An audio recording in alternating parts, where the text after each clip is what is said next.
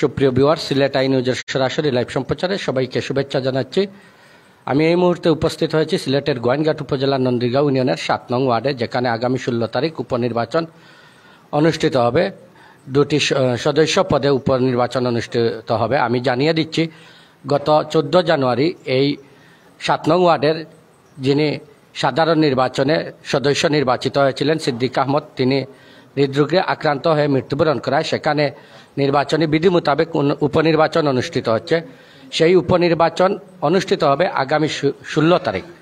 তারই ধারাবাহিকতায় আজকে ইভিএম বুথ প্রদর্শনী চলছে, যেখানে উপস্থিত হয়েছেন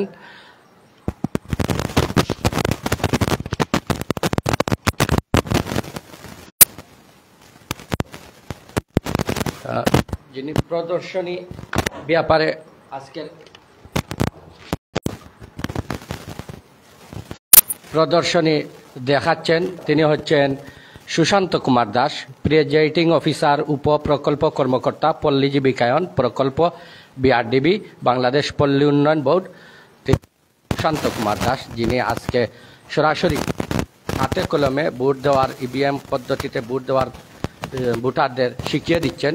আপনারা দেখতে পাচ্ছেন এখানে এই ওয়ার্ডের যিনি জনপ্রতিনিধির দায়িত্ব নিতে চাচ্ছেন ওয়ার্ড সদস্য হিসেবে খালেদ আহমদ, এবং বিভিন্ন ভোটাররা উপস্থিত হয়েছেন।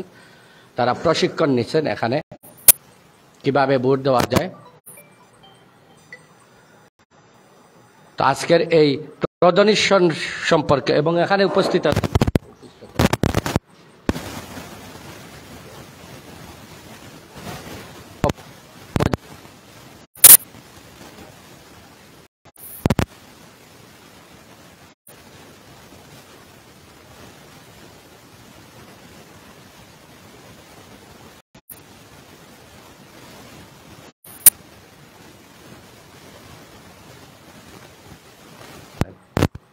ধন্যবাদ। আসলে আমরা যে ব্যালট পেপারের মাধ্যমে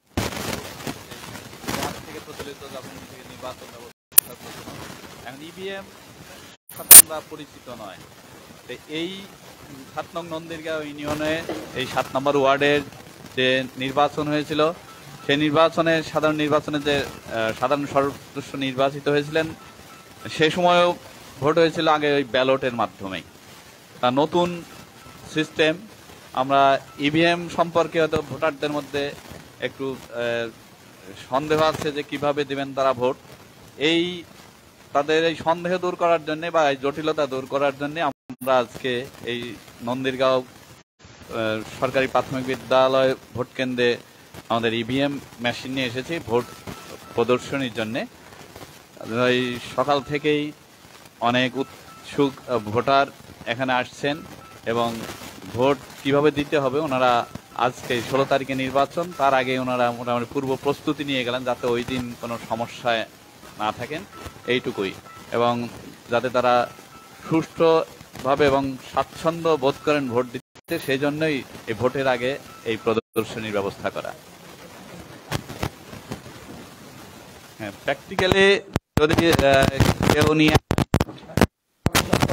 নাম্বার, প্রথমে ওনারা নাম্বার বা এনআইডি কার্ড নিয়ে আসলে পরে আমরা এখানে তার ফিঙ্গারপ্রিন্টে যদি মিলে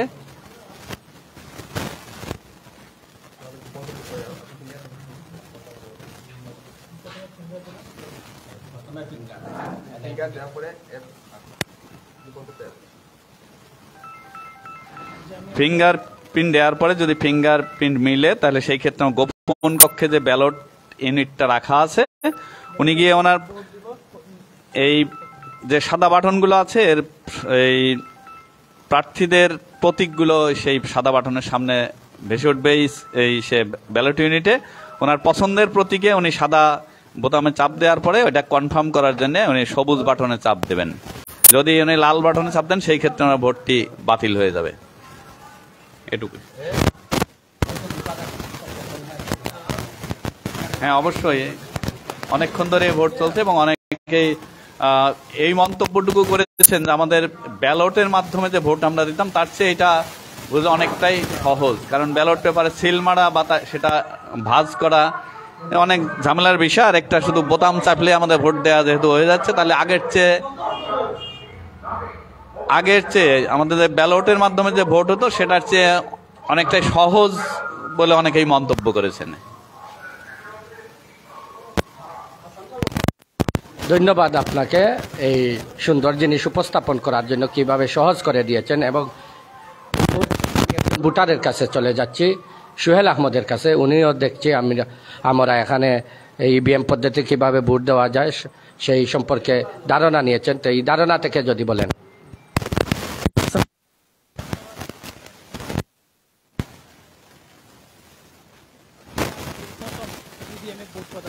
এর আগে এটার সাথে পরিচিত না বা এর সাথে কোনোদিনও দেখা হয় নাই বা এইরকম ভোট প্রদান করা হয় নাই। যেহেতু নতুন হিসাবে আমরা এখানে এসে ফিঙ্গার দিছি, তারপর আমাদেরকে দেখানো হয়েছে গোপন কক্ষে কিভাবে আমরা এই প্রতীকের পাশে যে সাদা বোতাম রয়েছে সেখানে চাপ দিব, আবার সবুজ বোতামে চাপ দিয়ে আমরা কিভাবে কনফার্ম করব।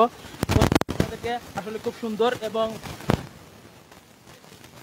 কাগজের মাধ্যমে এটার চেয়ে আর অনেকটা স্বচ্ছ। আমি যে বুট প্রদান করতেছি সে আমার ছবি ভাসতেছে এবং আমি যে এখানে আমার যে প্রতীক আছে প্রতীকের টিপ দিয়ে কনফার্ম করতেছি। সেক্ষেত্রে আমাদের মনে হচ্ছে যে এই যে জাল বুট যে নষ্ট হওয়ার সম্ভাবনা বা জাল বুটের এগুলো থেকে আমরা অনেকটা মানে সহজ পদ্ধতি এবং সুন্দর একটা আয়োজন। পরিশেষে আবারও ধন্যবাদ জানাচ্ছি উপজেলা নির্বাচন অফিসকে, আসলে এমন সুন্দর প্রদর্শনীর মাধ্যমে আমাদেরকে বুটের আগে যে এই প্রদর্শনীর আয়োজন করার জন্য ধন্যবাদ। তো এ ব্যাপারে সর্বশেষ জানতে চাইব,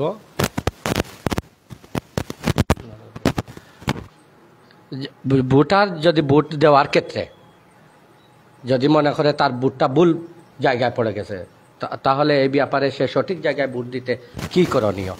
তাহলে প্রথমে আবার লাল বাটনে চাপতে হবে, মানে শুরু থেকে।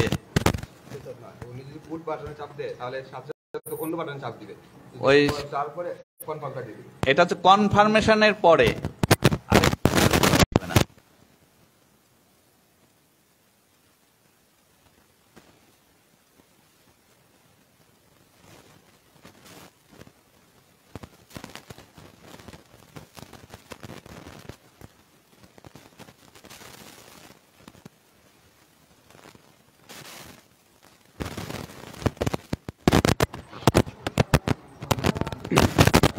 আসসালামু আলাইকুম। কোন ব্যক্তি যদি তার ভোট দিতে গিয়ে কোনো প্রবলেম করে, মানে আমার তো এখানে দুটো প্রার্থী আছে, প্রার্থী হিসেবে যদি চয়েস করে যে ওখানে দুইটা প্রতীক থাকবে, মুরগ এবং ফুটবল। প্রার্থী যদি মনে করে যে এই যে ভোটার যদি মনে করে যে আমি ফুটবলে দিব কিন্তু উনি ভুলে দিয়েছে মুরগে, এক্ষেত্রে উনি আপনার সবুজ বাটনে চাপ দিবে না, চাপ না দিয়ে পরবর্তীতে আবার ফুটবলে চাপ দিবে। ফুটবলে চাপ দেওয়ার পরে কনফার্ম করবে, এবং যদি কনফার্ম না করে তাহলে উনার ভোট সম্পন্ন হবে না। উনি যতক্ষণ পর্যন্ত কনফার্ম না করবে ততক্ষণ পর্যন্ত উনার ভোট সম্পন্ন হবে না। উনি কনফার্ম করার পরে তারপরে ভোট সম্পন্ন হবে।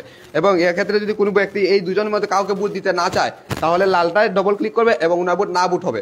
এক্ষেত্রে উনি কাউকে ভোট দিচ্ছেন না। আর যদি উনি ভোট দিতে চান যে কাউকে, তাহলে যে কোনো প্রথমজন ভুল হলে দ্বিতীয়টা চাপ দিয়ে কনফার্ম করতে হবে। প্রথমটা চাপ দিয়ে যদি উনি কনফার্ম করে ফেলেন তাহলে আর চেঞ্জ করতে পারবেন না। আর এক্ষেত্রে যদি উনি চেঞ্জ করতে হয় তাহলে কনফার্ম না মারার পরে না দিয়ে চেঞ্জ করতে হবে আগে, তারপরে কনফার্ম করতে হবে। ধন্যবাদ আপনাকে। তো এই মুহূর্তে আমি আরেকজন ভোটারের কাছে চলে যাচ্ছি, বদরুল ইসলাম বদর। আমি প্রথমেই জানতে চাইব তার কাছে ইভিএম এ ভোট দেওয়ার পূর্ব অভিজ্ঞতা আছে। আসসালামু আলাইকুম, ধন্যবাদ আলাপন নিউজকে। আসলে ইভিএমটা আমাদের কাছে পরিচিত নয়, তো ইভিএমের যে সিস্টেম দেখলাম আসলে অত্যন্ত এই সহজ একটি পদ্ধতি। আশা করি ওই আমাদের ভোটাররা যদি এই সিস্টেমটা জানে বা করে তাহলে তাদের সহজ হবে, ওইটাতে জানতে হবে। আর আজকে যে উপজেলা নির্বাচন কমিশন ওইখানে এসে যে এই ভোটারদেরকে দেখিয়ে দিচ্ছেন কিভাবে ভোট দিতে হবে ইভিএমে, এটা আসলে অত্যন্ত একটা এই সুন্দর এই উপস্থাপনা। আমি ওনাদেরকে ধন্যবাদ জানাই এবং এই মিডিয়া বাইকে ধন্যবাদ জানাই। আর এই আসলে একটি সুন্দর পদ্ধতি। আমি এখানেই শেষ করছি। ধন্যবাদ সবাইকে। আসসালামু আলাইকুম। তো সর্বশেষ আপনারা দেখলেন ইভিএম পদ্ধতি সম্পর্কে প্রদর্শনী, এবং প্রদর্শনীতে বিভিন্ন জন বিভিন্ন মন্তব্য করেছেন এবং তারা বলেছেন এই পদ্ধতিতে সহজে ভোট কাস্টিং হবে এবং ভোট দিতে কোনো ব্যাগ পেতে হবে না, এবং খুব কম সময়ে যদি একটু সচেতন হওয়া যায় খুব কম সময়ে ভোট কাস্টিং করা যাবে। তা সবাইকে দুপুরের শুভেচ্ছা জানিয়ে আজকের লাইভ সম্প্রচার এখানেই শেষ করছি। আল্লাহ হাফেজ।